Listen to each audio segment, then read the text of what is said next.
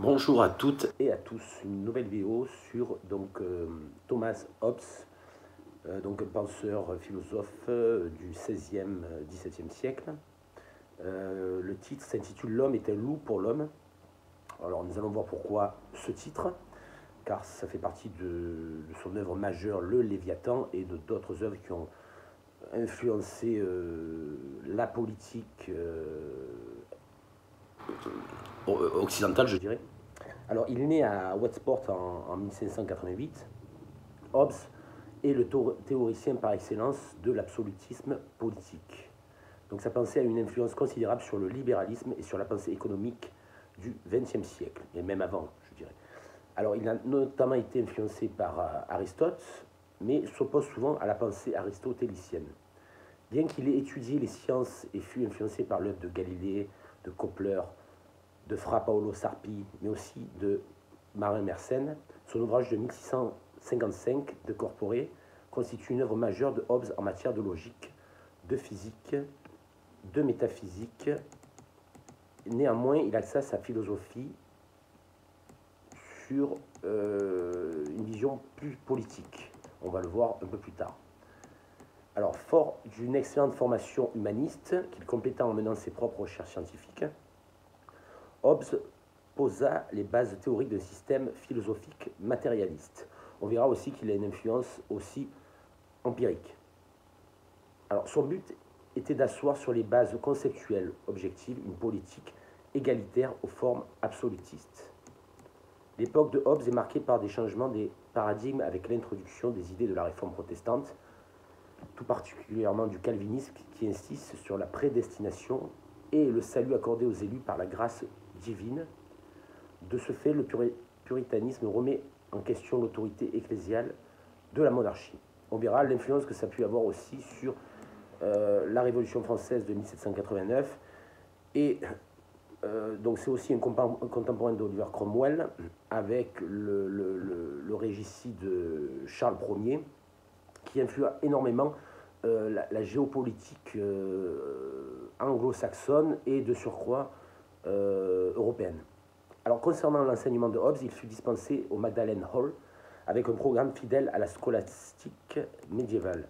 Les cours en latin étaient consacrés à l'étude des auteurs classiques comme Cicéron, j'ai fait une vidéo sur Cicéron, Horace, Virgile aussi j'ai fait une vidéo, vous pouvez aller voir sur ma chaîne. Parmi les autres matières figurait la théologie, la philosophie première, que l'on nomme métaphysique, donc la métaphysique d'Aristote, référence fondamentale de la pensée chrétienne. La logique, comme je l'ai dit, et les mathématiques, l'astronomie et la musique. Alors, dès son retour en Angleterre en 1616, Thomas Hobbes se lia d'amitié avec le politicien et philosophe Francis Bacon. Alors, la Nouvelle Atlantide, l'Organum, etc., etc. C'est ce fameux Francis Bacon qui disait que le véritable pouvoir est la connaissance.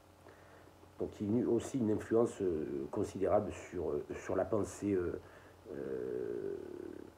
européenne, occidentale.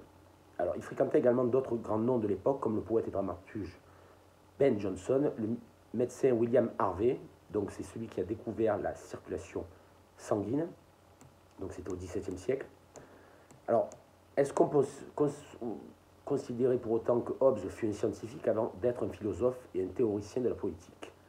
Alors, concernant la seconde proposition, son biographe, le philosophe écossais George Crome Robertson, soutient que la réflexion politique constitua le noyau originel de la pensée hobbesienne. De ce fait, la première de ses œuvres publiées fut une traduction de l'histoire de la guerre du Péloponnèse par l'Athénien Thucydide, dans la préface de laquelle il esquisse une première ébauche de sa doctrine politique. Alors, il y a la fameuse paradoxe de Thucydide. Je vous invite à aller voir ce que c'est.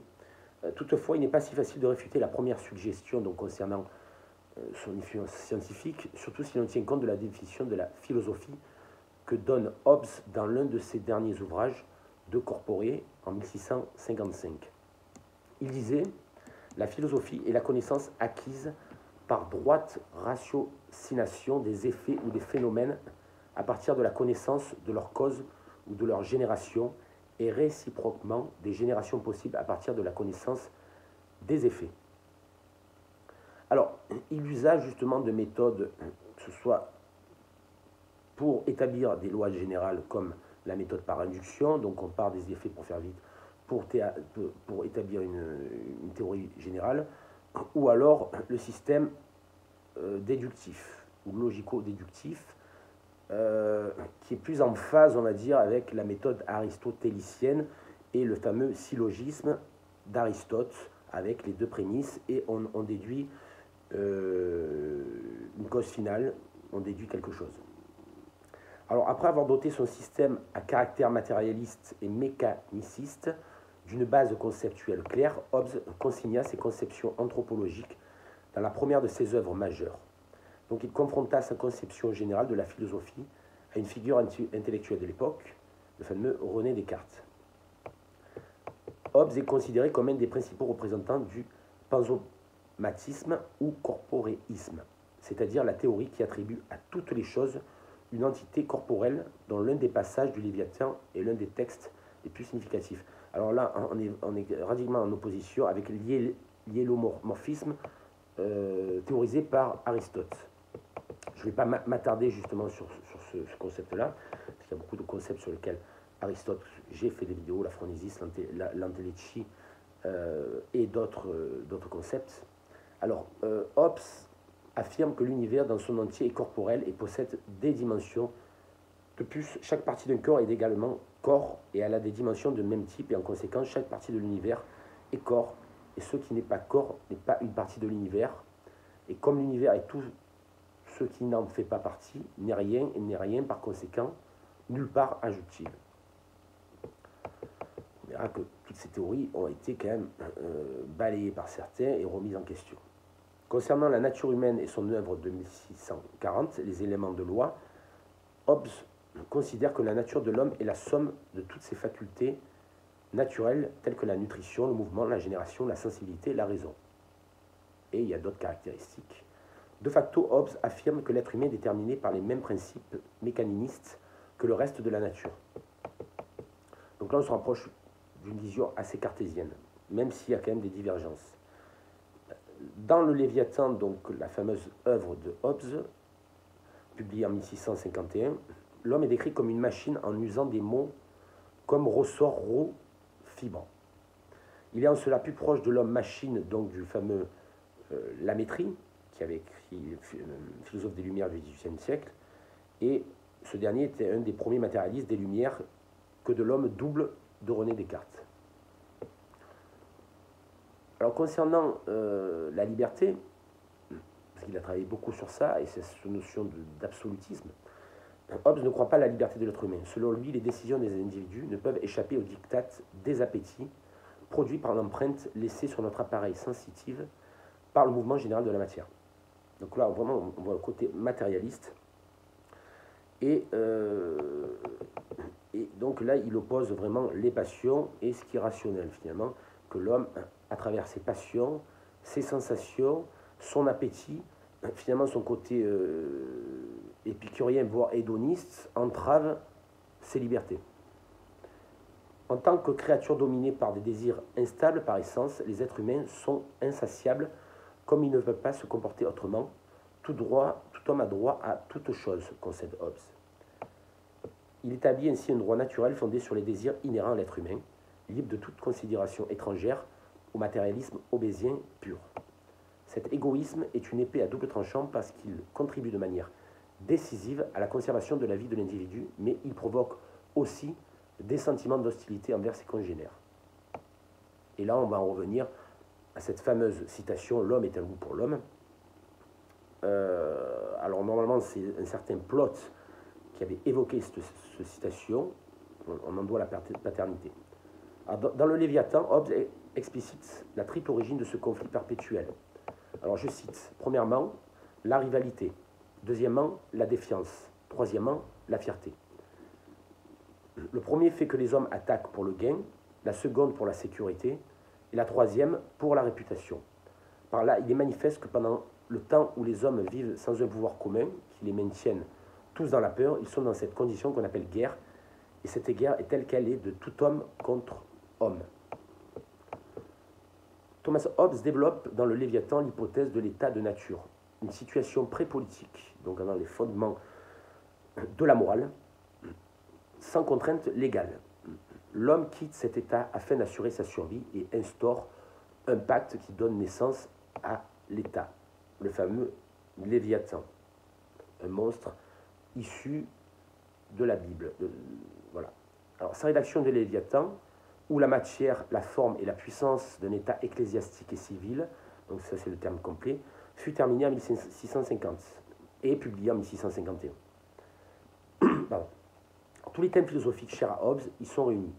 Sa grande synthèse intellectuelle couvre un large éventail de sujets de l'épistémologie matérialiste et empiriste à la théorisation des fondements juridiques de l'État en passant par ses origines liées au pacte social conclu entre les individus. La conception hobbésienne de l'homme, dont l'expression la plus aboutie est exprimée dans le Léviathan. Pour ce dernier, l'homme est une créature purement matérielle. Un corps est seulement un corps soumis aux lois causales de mouvement de ses appétits et de ses passions. Ces forces indomptées par la raison constituent le critère de sélection des notions morales fondamentales dépendant des réactions d'attraction ou d'aversion que provoquent les idées générées par les sensations. Alors, ce conditionnement présente deux corrélats. L'un d'ordre politique, comme l'est l'égalité naturelle de tous les êtres humains, et l'autre aux répercussions juridiques immédiates. L'inclination, elle aussi naturelle, de tout individu à posséder tout ce qu'il désire et à faire reconnaître sa propriété par les autres afin de la conserver. Comme les êtres humains vivent généralement dans un milieu aux ressources limitées, ce besoin le pousse invariablement au conflit. Le désir d'accaparement n'a pas d'autre explication que l'instinct humain d'autoconservation.